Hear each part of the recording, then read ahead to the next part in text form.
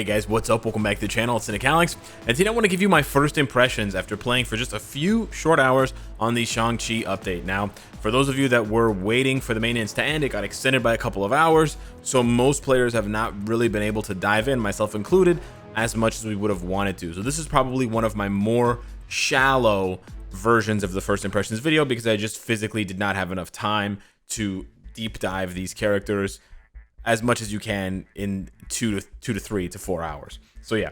Now the other thing I want to point out as far as the game modes go, the legendary battle is awesome, but because of the restrictions with temporal energy, I actually haven't had much time. I actually just got another temporal energy, so I just haven't been able to explore this game mode enough to really give you a solid opinion on it. I think this game mode is going to be really fun. The only real issue I have with the game mode, or not really issue, but the only potential criticism I have of the game mode is that I want to play it more and I can't because you get so little temporal energy. Now, of course, you come back a couple of hours later and you'll have, you come back 5 hours later and it's fully maxed out, right? So it's not like it's going to take you a long time. You could technically play 3 times a day if you play when you wake up, 5 hours later, 5 hours later. Actually, you can play 4 times a day. People are on average are awake for about 16 hours. So yeah, but it's not the pace of the game mode is not what we're used to, right? Where we can just jump in and bang, bang, bang, bang, bang. This is very much a slow burn type of thing. Every other game mode doesn't restrict you. Like you can play in one sitting if you want, stage 1 to 100 of Shadowland. If you have the time, if you have the dedication, if you have the mental patience to not have your mind melt, you can do that, right? You can do 5 world boss clears all back to back to back to back to back. But for timeline survival, there are definitely going to be parts where there's definitely be times where you want to keep playing. Like I want to keep playing right now, for example, and you can't keep playing because the temporal energy has to recharge and it has such a small pool, right? It's just 5. So I would love a way, I know I'm asking for this day one, but I would love a way to recharge the temporal energy. Even if I have to pay crystals or whatever, I wouldn't mind that, just so that I can experience this game mode more. Otherwise, it's going to take me who knows, 2 or 3 days before I can really give this game mode a shake, because I know there's more than one threat level, right? You can see, oh, you actually can't see. Okay. Well, anyways, when you're on the main page, it shows you a little arrow after the Harlem threat level, which is what I'm on. So once I beat that boss over there, that purple boss, I believe, maybe that's not the boss, but anyways, I'll be able to do it. But yeah, so I don't have enough information at this point to really give you an impression of timeline survival. It seems cool.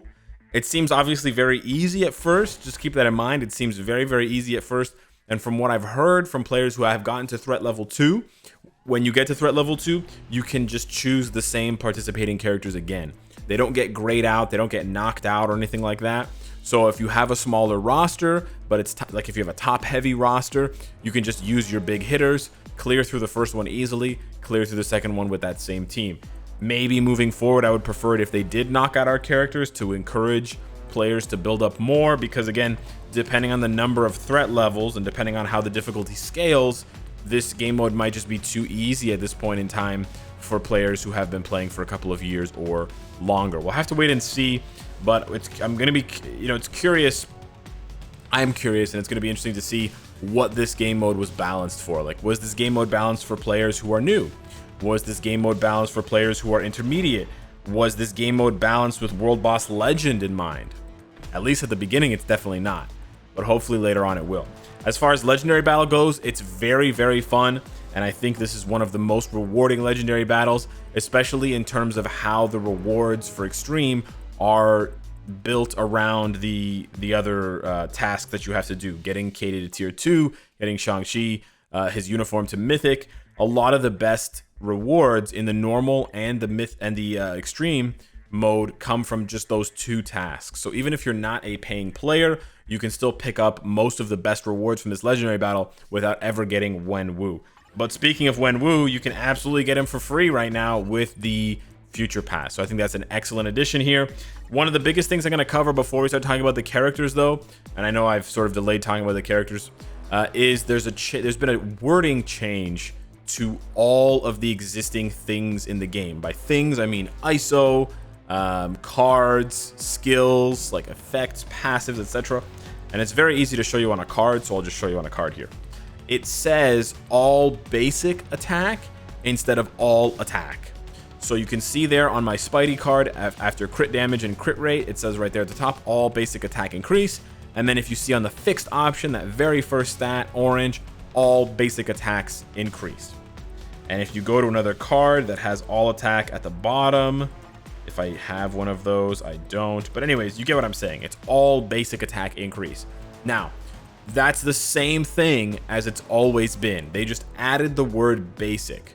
Right before, like 2 days ago, it said all attacks increase. Now it says all basic attacks increase. And it's going to be a little bit jarring, especially when you look at giving a character ISO, because the ISO will also say all basic attacks increase here. You can see it over there as well. All of my ISOs say all basic attack increase. It'll either say energy attack, physical attack, or all basic attack. It's the same. It's exactly the same as it's always been. It'll say the same thing on the gear. You can see there, energy attack, attack speed, all basic attack. It's the same thing as all attack. The reason why they're differentiating now is because of instinct. And I'll cover instinct very briefly, but you can find instinct on any given character by just going over to the details page and then going over from normal to instinct. And this is just a separate page that houses some separate stats related to your instinct attack stats and your instinct defense stats. And you can see here Wave's instinct is justice, so she has 0 cruelty, order, and destruction. And then basically all of the heroic characters, like all of the heroes in the game, will be split into either justice or order, and then all of the villains will be split into either chaos or destruction. It's pretty straightforward. Is it chaos and destruction? Sorry, cruelty, not chaos, cruelty and destruction.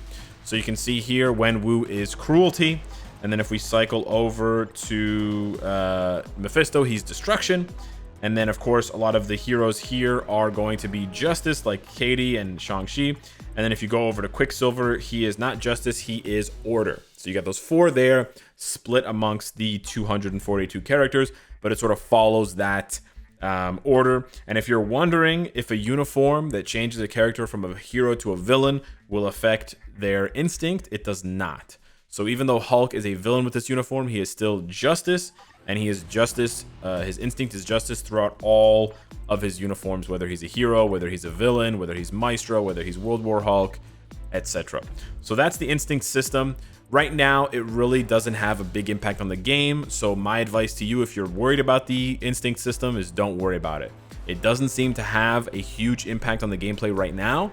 It will make your characters a tiny bit stronger, so you may notice that you're able to clear content a little bit faster. I'm talking like 5 seconds faster, which will be very meaningful if you've been clearing some content with just 5 seconds to spare.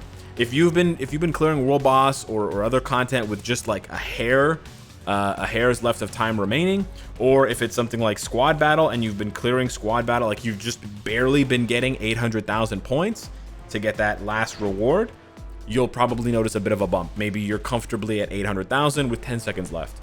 So you're like, oh, this is a little bit nicer. This is a little bit easier. That's basically all Instinct is doing right now. It's just adding a little bit of damage. You'll see the damage in the hundreds, like I saw when I was facing Mephisto, World Boss Legend and stuff like that. You just see damage in the hundreds racking up. It's these light blue colors.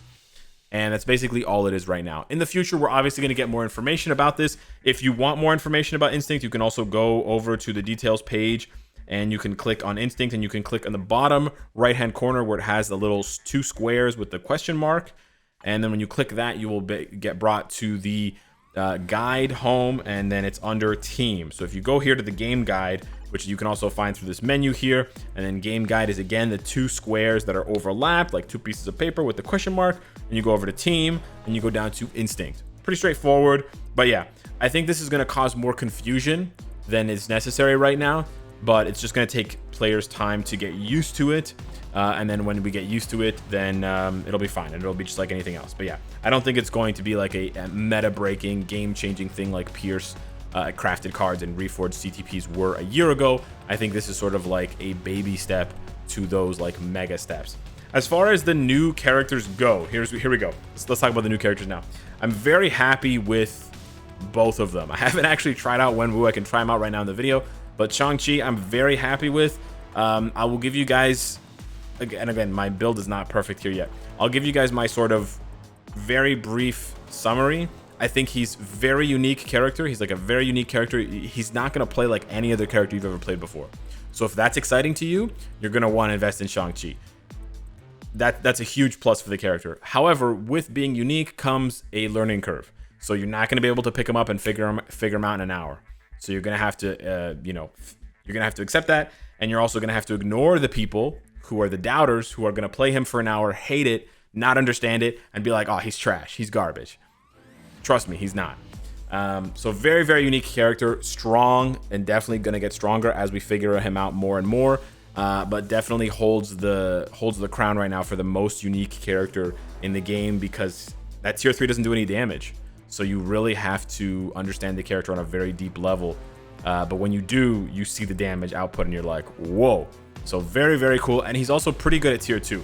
You would think that he really needs the tier 3 to be good at all because of all those buffs, but he actually was able to do a lot better at tier 2 than his old base look. Obviously, that's kind of a given. He was like a 5-year-old character without a uniform. He was going to be better, but he is a lot better.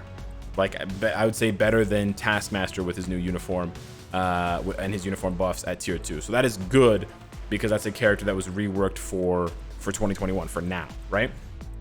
As far as Katy goes, she is a free like bioselector speed character. She's actually surprisingly good, and she has a surprisingly easy rotation.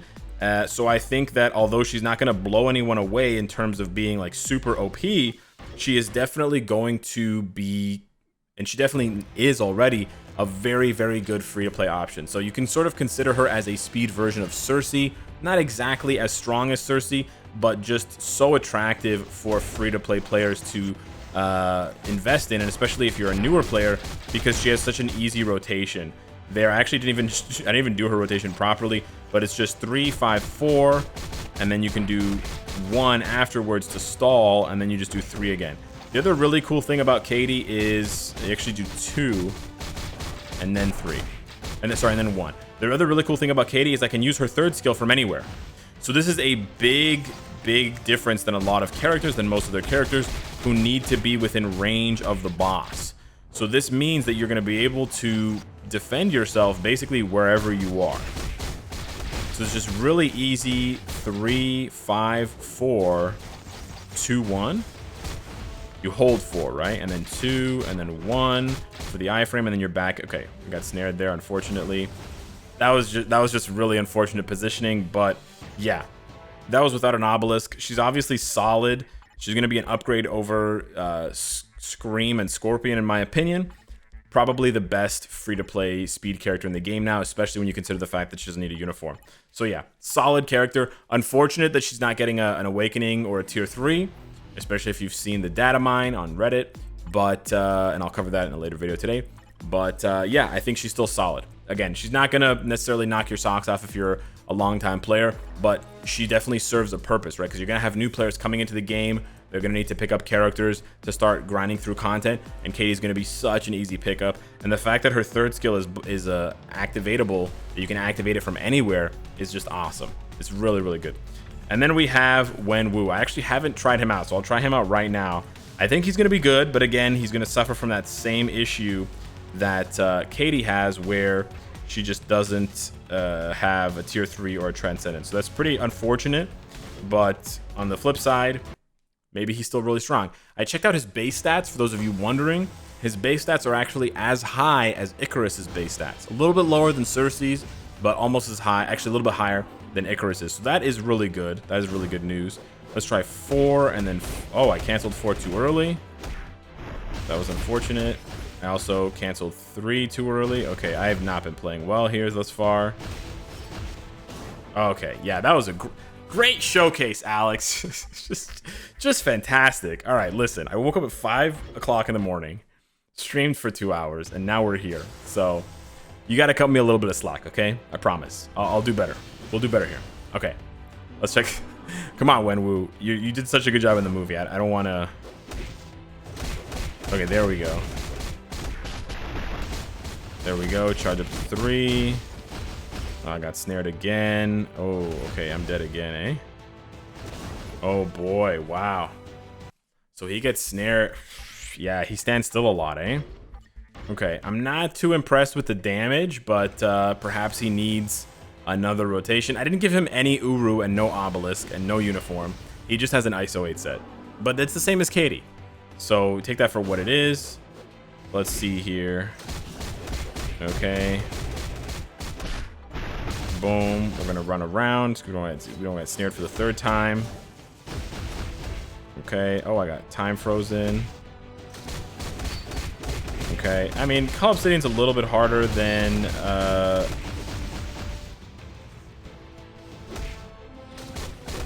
Proxima, but... Yeah, it's not bad.